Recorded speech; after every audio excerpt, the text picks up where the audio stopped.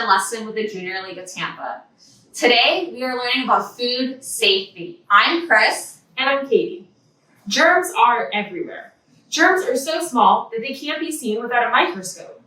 Germs on our skin, surfaces, and even our food. Sometimes our food carries germs that can cause our bodies harm. If we accidentally eat those germs, our bodies can be harmed. Today, we're going to learn how to make sure the food we buy and eat stays fresh and healthy. Food safety means knowing how to avoid the spread of bacteria when you're buying, preparing, and storing food.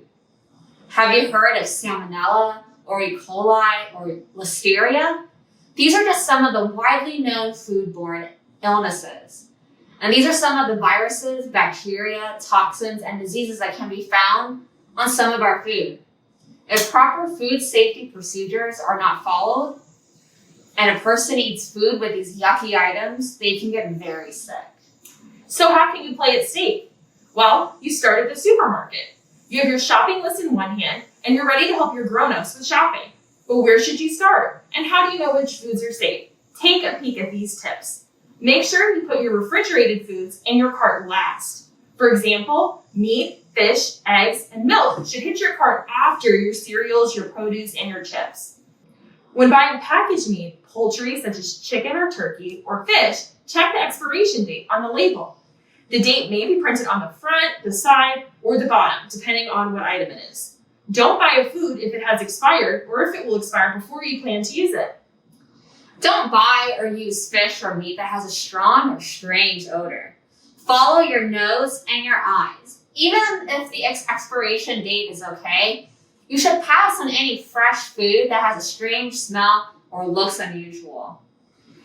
When you're buying meat, place the meat in plastic bags so the juices do not leak onto other foods in your cart. You should also separate any raw meat, fish, poultry from vegetables, fruits, and other foods you'll eat raw. Make sure that you check your eggs before buying them. Make sure that none of the eggs are cracked and that they're all clean. Check your fruits and vegetables for broken skin. Broken fruit or vegetable skin can allow bacteria and germs to enter the fruit or vegetable, which can cause contamination. When you're in the kitchen, wash your hands with warm water and soap for at least 20 seconds before and after handling food and after using the bathroom or playing with your pets. Make sure you wash your cutting boards, your dishes, utensils, and your countertops with hot soapy water after preparing each food item and before you go on to the next one. Cross-contamination is how bacteria spreads. Rinse fresh fruits and vegetables under running tap water, including those with skins and rinds that are not eaten. Rub firm-skinned fruits and vegetables under running tap water and scrub with a clean vegetable brush while rinsing with the tap water.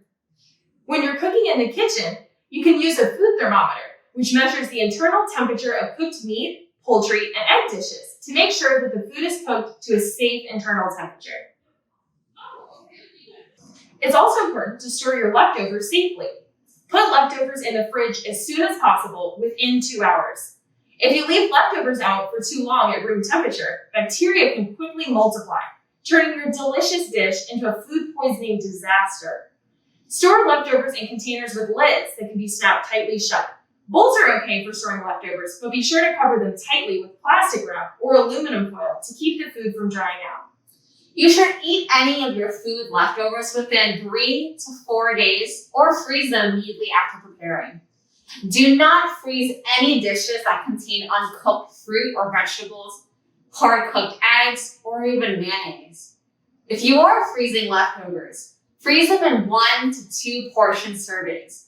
So that way, it's easier to take them out of the freezer, pop in the microwave, and eat. Storing leftovers can be done in plastic containers, plastic bags, or aluminum foil. If you're filling the bowls up with your leftover food, make sure to leave a little extra space, about ½ inch. That way, as the food is freezing in the freezer, it has room to expand. For best quality, you should eat your frozen leftovers within 2 months. Are you using a microwave?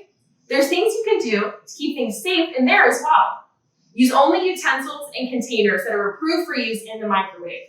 Most glass and ceramic containers are okay, but be sure they're labeled microwave safe. Do not use metal pans. Waxed paper is safe, but don't ever use brown paper or brown grocery bags, and never use aluminum foil. When covering a plate or container with plastic wrap, try to keep the plastic wrap from touching the food. If food comes packaged in a foam tray, you should remove it from the tray and be sure to take off any of the plastic wrapping before microwaving. The heat can make the foam trays and plastic wrapping melt. And do not reuse trays that are included with microwave dinners or other foods. If you're using the microwave to defrost your foods, finish cooking them right away. If you're using the microwave to cook, be sure to move the food inside the dish or stir it several times so it cooks thoroughly. And if you're using the microwave to heat up leftovers or frozen meals, the food should be very hot to the touch and steam it. And always carefully follow the microwave directions on the box, especially the length of cooking time that's required. The snack for today's food safety lesson are fruit tacos.